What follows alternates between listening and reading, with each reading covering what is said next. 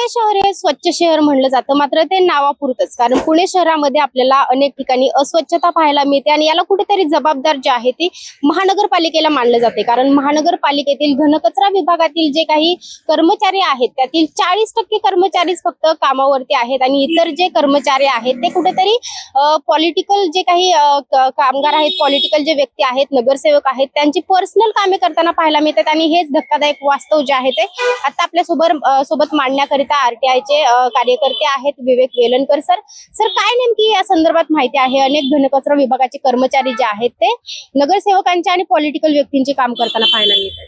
नाही, हे अत्यंत दुर्दैवी आणि धक्कादायक आहे. अशा प्रकारे जर कर्मचारी पालिकेचे स्वच्छता विभागाचे कर्मचारी एखाद्या लोकप्रतिनिधीकडे काम करत असतील त्याच्या घरची कामं, तर हे अत्यंत चुकीचं आहे, बेकायदेशीर आहे. आणि या सगळ्याला ज्यांनी खतपाणी घातलं ते महापालिकेचे अधिकारी जे आहेत, कारण त्यांच्याच हातात सगळं असतं कोणाला कुठं पाठवायचं. त्यामुळे हे त्यांनीच पाठवलं, त्याचबरोबर त्यांची हजेरी दुसरीकडेच लावली आणि त्यांना पगार दिला गेला. याला जबाबदार असणारे जे महापालिकेचे अधिकारी आहेत त्यांच्यावर कारवाई झालीच पाहिजे. त्यांना सस्पेन्शन झालं पाहिजे, त्यांची एन्क्वायरी झाली पाहिजे आणि मुख्य म्हणजे जो पगार दिला गेला तो यांच्याकडनं वसूल केला गेला पाहिजे. पण त्याचबरोबर ज्या लोकप्रतिनिधींकडे ही माणसं काम करत होती त्यांना माहित नव्हतं असं नाही. त्यांना हे माहिती आहे की महापालिकेचे कर्मचारी आहेत ते आपल्या घरी काम करतात, ते इल्लीगल आहे. हे एक प्रकारचा भ्रष्टाचारच आहे आणि लोकप्रतिनिधी भ्रष्टाचार केला आणि तो सिद्ध झाला तर त्याचं पद जाऊ शकतं. त्यामुळे आमची विनंती अशी आहे की महापालिका आयुक्तांनी याची आता सखोल चौकशी करावी, त्याचा अहवाल अतिशय व्यवस्थित तयार करावा की जेणेकरून त्याच्यामध्ये लोकप्रतिनिधींनी माहिती असून सुद्धा हे चालू ठेवलं हे सिद्ध झालं पाहिजे.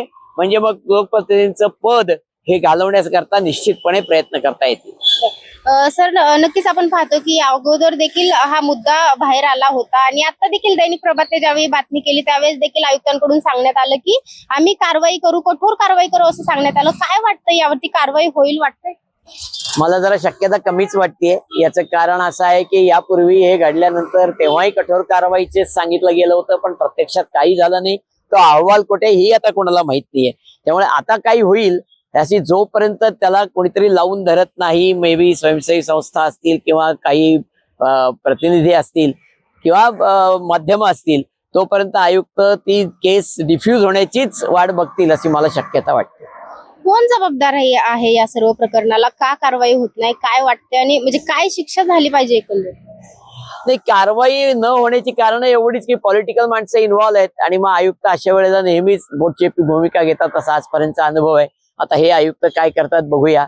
आणि जबाबदार अर्थातच पॉलिटिशियन्स ज्यांच्याकडे ही लोक काम करत होती ती आणि अधिकारी ज्यांनी अशा प्रकारे त्यांची हजेरी चुकीची लावून त्यांच्याकडनं त्यांचे पगार काढले, हे दोघंही तितकेच जबाबदार आहेत आणि दोघांवरही कारवाई झाली पाहिजे. नक्कीच असं देखील म्हणलं जाते की दबाव आहे पॉलिटिकल लोकांचा, त्यामुळे कारवाई होत नाही किंवा अनेक जे अधिकारी आहेत त्यांच्या वारंवार बदल्या देखील होतात असं देखील म्हणले जाते. काय वाटते म्हणजे जे पॉलिटिकल देखील आहेत त्यांची देखील चौकशी झाली पाहिजे का आणि त्यांच्यावर देखील कारवाई झाली पाहिजे? नाही, त्यांची चौकशी झालीच पाहिजे आणि कारवाई त्यांच्यासाठी एकच ते म्हणजे त्यांचं पद रद्द झालं पाहिजे. भ्रष्टाचार केला म्हणून ती तरतूद कायद्यात आहे. कोण कोण यामध्ये सहभागी आहेत? तुम्हाला काही नावं वगैरे? नाही, नावं नाही कळलेली पण काही नगरसेवक आहेत एवढं नक्की कळलेलं आहे. नक्कीच आपण पुणे शहराला स्वच्छ शहर म्हणतो, अनेक ठिकाणी आपल्याला लिहिलेलं देखील दिसतं पुणे शहर स्वच्छ शहर, मात्र प्रत्यक्षात कुठे आपल्याला स्वच्छता दिसत नाही. काय वाटतं म्हणजे काय पुढे कारवाई केली पाहिजे किंवा महानगरपालिकेने पुढे काय केलं पाहिजे पुणे शहराच्या स्वच्छतेसाठी? नाही, मुळात 100% माणसं कामाला असतील आणि ती तेच काम करतील हे पहिलं बघण्याची गरज आहे. कारण आम्ही स्वच्छ स्पर्धेत नामांकन दिलंय आणि आमचा प्रयत्न आहे की आम्ही इंदोरच्या वर गेलं पाहिजे पहिल्या नंबरावर. असं होण्याची शक्यता जर अशा प्रकारचा भ्रष्टाचार चालत असेल तर शक्य नाही. त्यामुळे सर्वच्या सर्व माणसं ही त्या विभागातच कामाला असली पाहिजेत आणि त्यांनी तेच काम केलं पाहिजे. एवढं जरी बघितलं तरी परिस्थितीमध्ये नक्की फरक पडेल.